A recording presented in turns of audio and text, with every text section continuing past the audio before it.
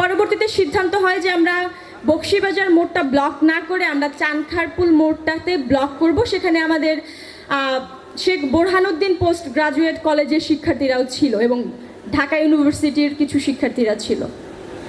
এইভাবে একটা যাত্রা শুরু করে কখনো ভাবিনি যে সেই জুলাই গণ অভ্যুত্থানটা, সেই জুলাইয়ের কোটা সংস্কারের যে আন্দোলনটা, সেটাকে এভাবে রক্তক্ষয়ী একটা যুদ্ধে পরিণত করা হবে।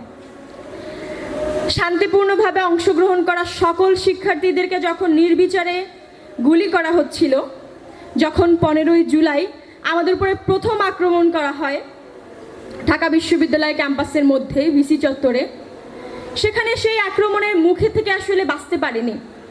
এক প্রকার নিরস্ত্র, কোনো ধরনের কোনো পূর্ব আভাস ছাড়াই আমাদের উপরে যেই নির্মম নির্যাতনটা চালানো হয়েছে, অত্যাচারটা চালানো হয়েছে, যেই বর্বরতাটা ওই মুহূর্তে দেখানো হয়েছে, আমার কাছে মনে হয় না বাংলাদেশের কোনো আন্দোলন সংগ্রামের ইতিহাসে এই ধরনের বর্বরতা দেখানো হয়েছে। এবং সেখানে মেয়েদের থেকে শুরু করে ছেলেদের, আসলে ছেলে মেয়ে কোনো ভেদাভেদ তারা রাখেনি। তারা নির্বিচারে সমানভাবে তাদের এই যেই ইগুলো দেখিয়েছে, বর্বরতারা দেখিয়েছে, এইখান থেকেই আসলে বিপ্লবের সূচনাটা হয়েছে। ওই দিন আহত হয়ে আমাকে যখন ঢাকা মেডিকেলে নেওয়া হয়েছিল, সেই সময় ঢাকা কলেজের অনেক ভাইরাস ছিল। আমাকে সেই সেন্সলেস অবস্থায় যখন ঢাকা মেডিকেল কলেজ হসপিটালে নেওয়া হয়, সেখানে এই ঢাকা কলেজের বিপ্লবী ভাইয়েরা, তাদের সহযোগিতায় নেওয়া হয়েছে। এবং ঢাকা মেডিকেল কলেজে যাওয়ার পরেও আবার এক দফা যে আক্রমণ চালানো হয়েছে, সেখান থেকেও চিকিৎসা নিতে পারিনি।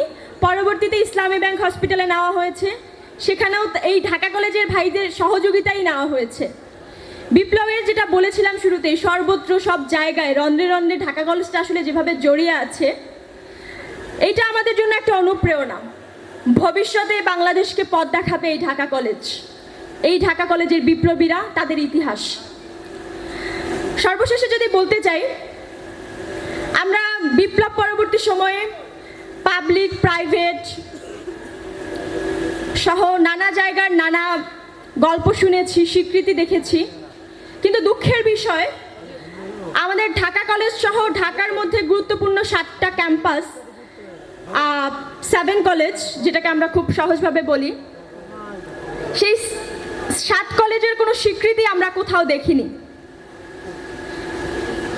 আমাদের এত গুরুত্বপূর্ণ ভূমিকা, এত গুরুত্বপূর্ণ জায়গাতে আমাদের অবস্থান, আমাদের অবদান, কিন্তু কেন জানি না ইতিহাসের বিভিন্ন জায়গা থেকে এই অবদানগুলোকে আসলে ওইভাবে মূল্যায়ন করা হয়নি, যেটা পাবলিক প্রাইভেট নাম ধরে ধরে করা হয়েছে।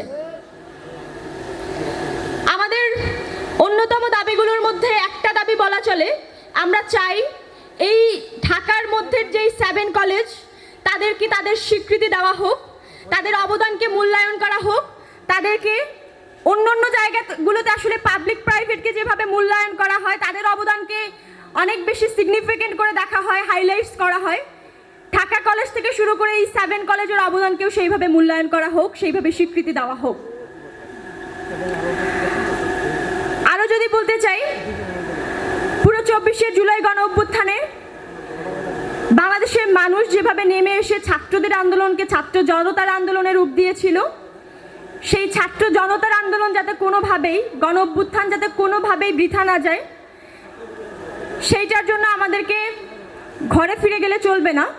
আমাদের সংগ্রাম জারি রাখতে হবে, সোচ্চার থাকতে হবে, সচেতন থাকতে হবে। কারণ এখনও নানাবিধ প্রচেষ্টা সুনিপুণভাবে চালানো হচ্ছে এই 24-এর ইতিহাসকে অম্লান করে দেওয়ার জন্য, মুছে দেওয়ার জন্য। সকলের প্রতি এই আহ্বান থাকবে, আপনারা সবার নিজ নিজ জায়গা থেকে সচেতন থাকবেন, সোচ্চার থাকবেন এবং সবসময় নিজের এই বিপ্লবী কণ্ঠস্বরটাকে বাঁচিয়ে রাখবেন ভবিষ্যৎ প্রজন্মকে পথ দেখানোর জন্য। আমি আর আমার বক্তব্য দীর্ঘায়িত করতে চাচ্ছি না। সর্বশেষে বলতে চাই, জুলাই সনদ থেকে শুরু করে আমাদের যেই সংস্কারের দাবি, আমাদের যেই মৌলিক যেই আশা আকাঙ্ক্ষা, আমাদের আহত শহীদ ভাইদের যে আকাঙ্ক্ষা নিয়ে আমরা রাস্তায় নেমেছিলাম, আমাদের ভাইরা বুক প্রসারিত করে গুলির মুখে যেই আশা নিয়ে দাঁড়িয়েছিল, সেই আশাগুলো যাতে বাস্তবায়ন হয় সেই দাবি রাখছি। এবং আপনাদের সবার প্রতি আহ্বান থাকবে, আপনারা সর্বদা সোচ্চার থাকবেন, আপনাদের এই কণ্ঠস্বরগুলোকে বাঁচিয়ে রাখবেন। এই কণ্ঠস্বরগুলো আমাদেরকে অনুপ্রেরণা দেয়, বিপ্লবের শক্তিকে সমন্বিত রাখে, উজ্জীবিত রাখে। আমরা আমাদের কণ্ঠে আপনাদের এই বিপ্লবকে উজ্জীবিত দেখতে চাই, চিরঞ্জীব দেখতে চাই। ইনকিলাব জিন্দাবাদ।